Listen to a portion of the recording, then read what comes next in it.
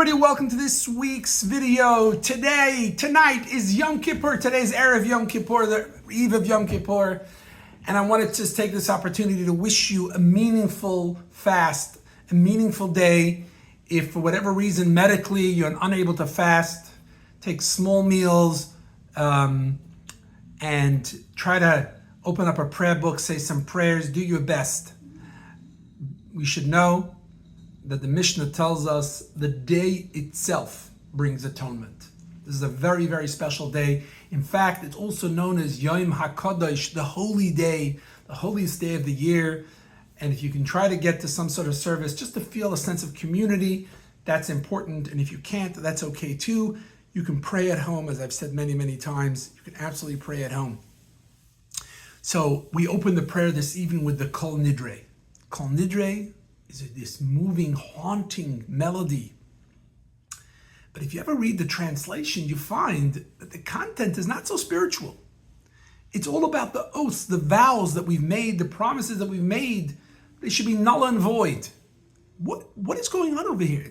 We don't have to pay our debts anymore? What's going on with this?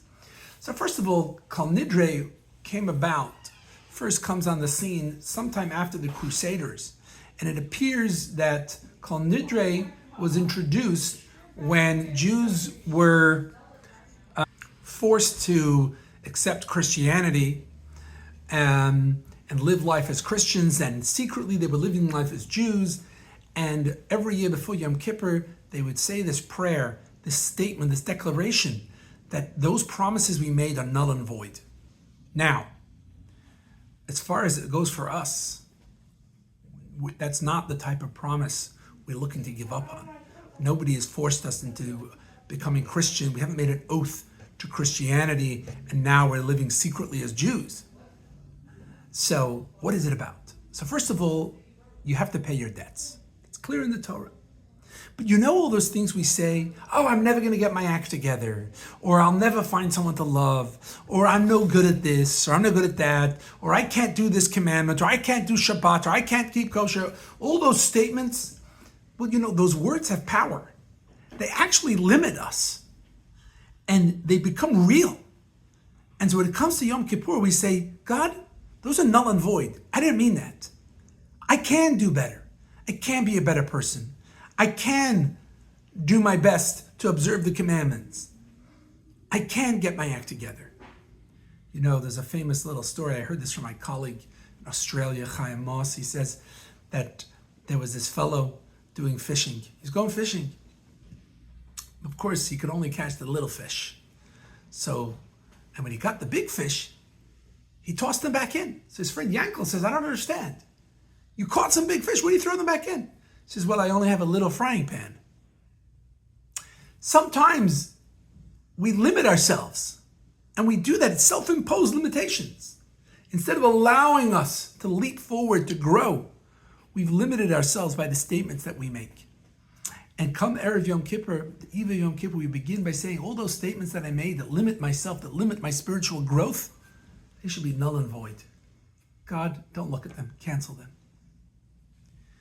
I invite you to spend the next couple of hours gathering loved ones, giving them the blessing that we give to our families of a Gemar Chatima Tova, Gemar Chasima Tova, that your final sealing, that God seals our lives, should be Tova, should be for good. And if you have children, please bless them with the blessings that they should be like Ephraim and Manasseh, as Yaakov did. Or the blessing they should be like Sarah, Rivka, Rachel, and Leah.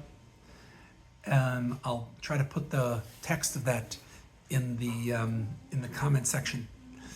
But take a time to wish your family and friends a good year, a sweet year. Final point for today's video. Yom Kippur is one day a year.